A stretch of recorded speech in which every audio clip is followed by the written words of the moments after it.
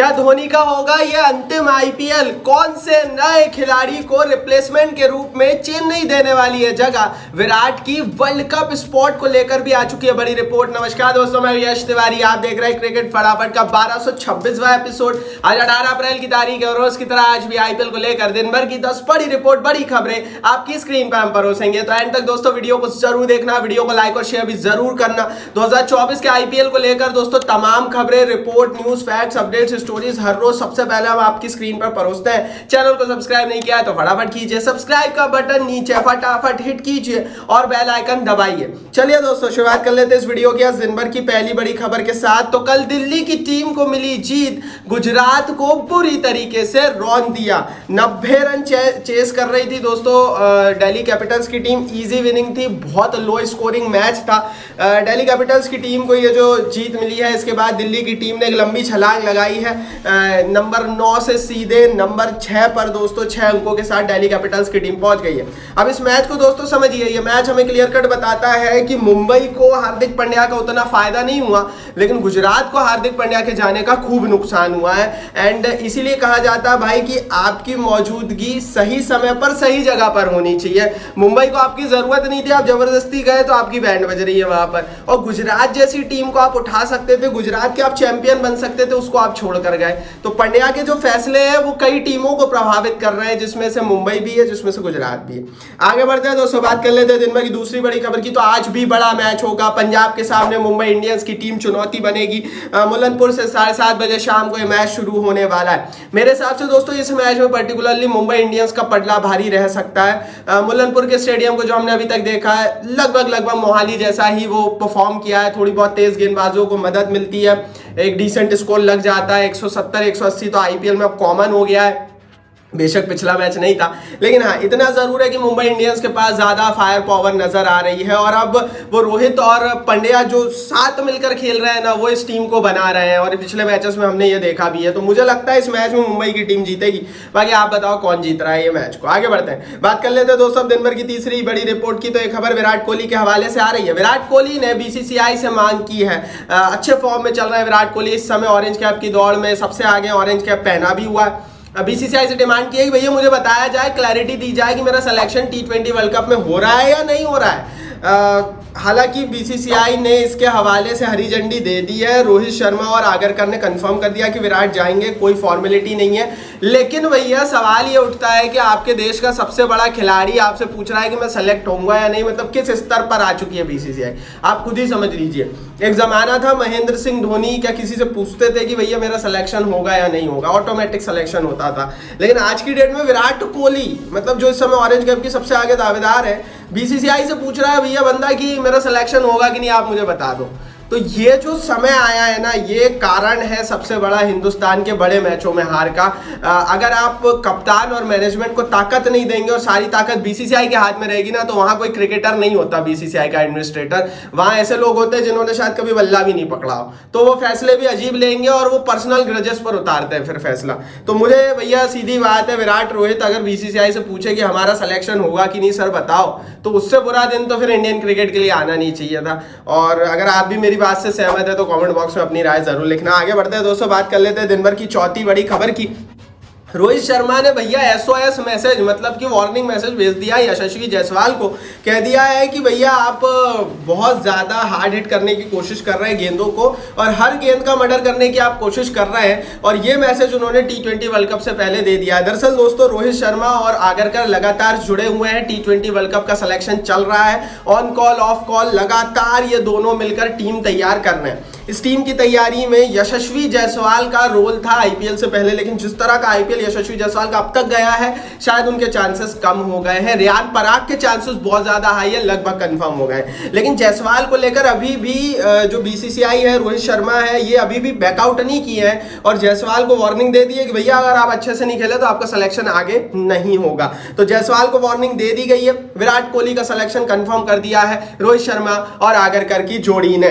कैसी रहेगी भारत की टीम बहुत जल्दी बताएंगे, यूट्यूब पर भी, टेलीग्राम पर भी। टेलीग्राम पर बहुत जल्दी हम बताने वाले कि टीम इंडिया कैसी रहने वाली है, साथ ही आईपीएल की हर खबर सबसे पहले आती है। 70,000 लोग परिवार का हिस्सा नीचे लिंक है, फटाफट जाइए टेलीग्राम पर, परिवार का हिस्सा बन जाइए, आपको मजा आ जाएगा। आगे बढ़ते हैं, बात कर लेते हैं दोस्तों दिन भर की पांचवी बड़ी खबर की। क्या गुजरात टाइटंस का गेम ओवर हो चुका है? टेबल क्या कह रहा है अब लास्ट मैच के बाद, वो भी समझ लेते हैं। बेशक दोस्तों ऊपर की टीम और नीचे की टीमों को बहुत ज्यादा घाटा फायदा नहीं हुआ कल के मैच के बाद, लेकिन गुजरात को घाटा हुआ। गुजरात नंबर 6 से नंबर 7 पर आ गया। गुजरात का नेट रन रेट इस समय टेबल पर सबसे बुरा है, -1.3 का है। बेशक दोस्तों दिल्ली कैपिटल्स के चांसेस में सुधार हुआ है, नंबर 6 पर दिल्ली आया है, लेकिन गुजरात के साथ दो दिक्कतें हैं। एक तो इनका नेट रन रेट बुरा है, दूसरा ये टेबल पर नीचे गिर गए। तीसरी चीज इनके साथ ये है कि इनके पास वो टीम नहीं है जो मैचेस जिताती है। आप शुभमन गिल और राशिद खान के बल पर टूर्नामेंट नहीं जीत सकते। आपको शमी की भी जरूरत थी, आपको हार्दिक पांड्या की भी जरूरत थी, आपको डेविड मिलर के वो पुराने फॉर्म की भी जरूरत थी। तो वो सारी चीजें अब गुजरात में मिसिंग है, एंड दैट्स व्हाई दोस्तों गुजरात टाइटंस के लिए भी बहुत ज्यादा हैवी चांसेस, ज्यादा चांसेस नहीं रहने वाले। और मैं फिर बोल रहा हूं कि गुजरात से ज्यादा चांसेस मुंबई के हैं, क्योंकि मुंबई के पास ज्यादा हैवीवेट टीम है, ज्यादा इन्फॉर्म खिलाड़ियों की टीम है अगर आप कंपेयर करेंगे तो देखते हैं दोस्तों टेबल पर बेशक मुंबई नीचे है गुजरात से, लेकिन मुंबई के चांसेस ज्यादा नजर आ रहे हैं। और गुजरात टाइटंस खिलाड़ियों से भी पिटा हुआ है और टेबल पर नेट रन रेट से भी इस समय पिटा हुआ है। तो गुजरात के लिए ये बुरा दौर है अभी की स्थिति में। आगे बढ़ते हैं दोस्तों, बात करते हैं दिन भर की छठवीं बड़ी खबर की।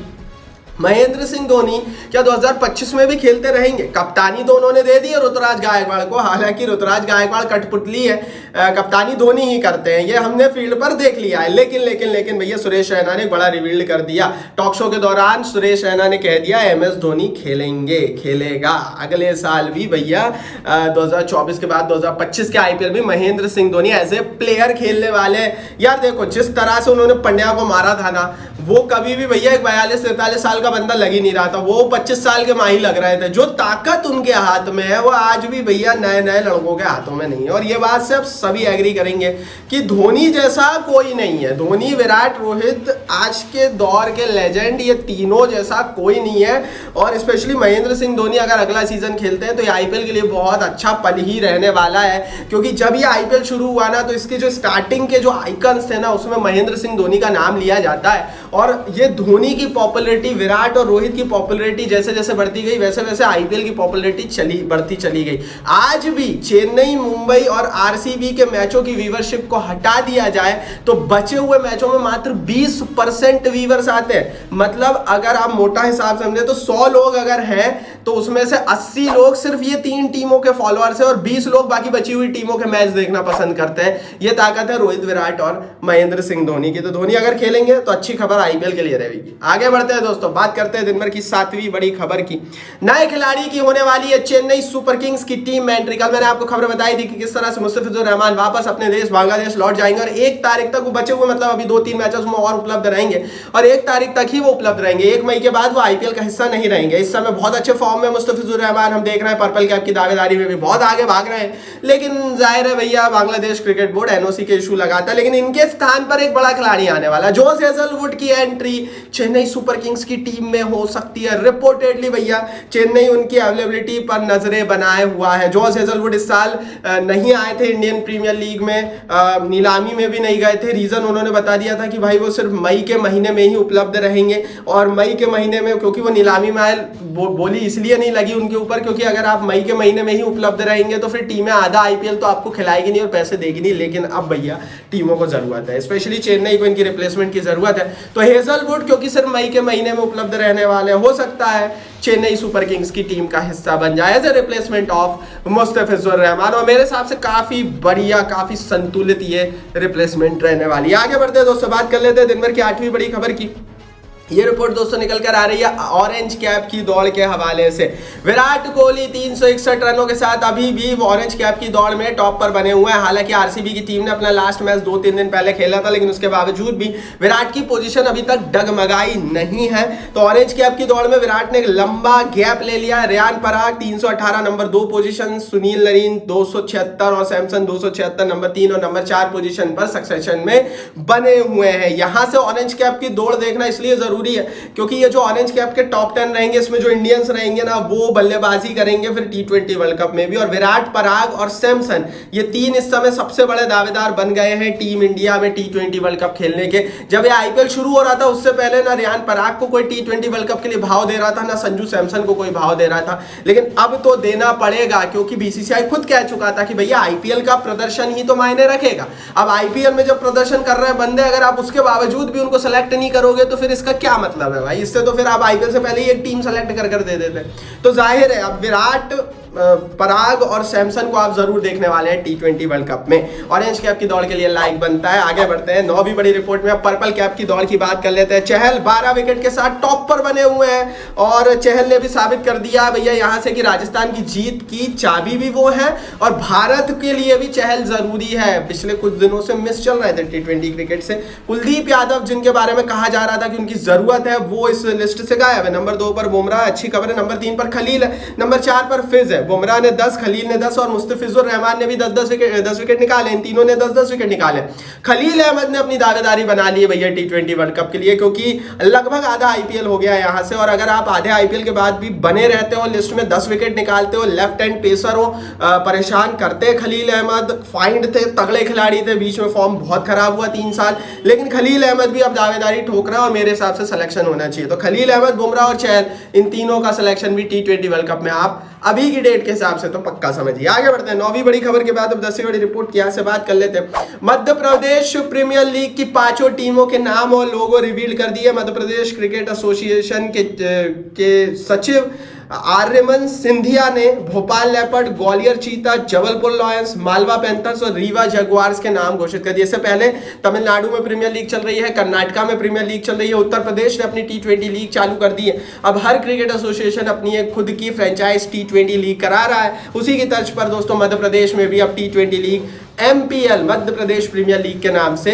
शुरू होगी। जून जुलाई में ये लीग कराई जाएगी। ये थी दिन भर की 10 बड़ी खबरें दोस्तों। टेलीग्राम पर ज्वाइन कर लो, नीचे लिंक। इस वीडियो को लाइक और शेयर कर दो अपने हर एक आईपीएल फैन के साथ और चैनल को सब्सक्राइब नहीं किया तो सब्सक्राइब का बटन नीचे फटाफट हिट करके बेल आइकन दबाओ।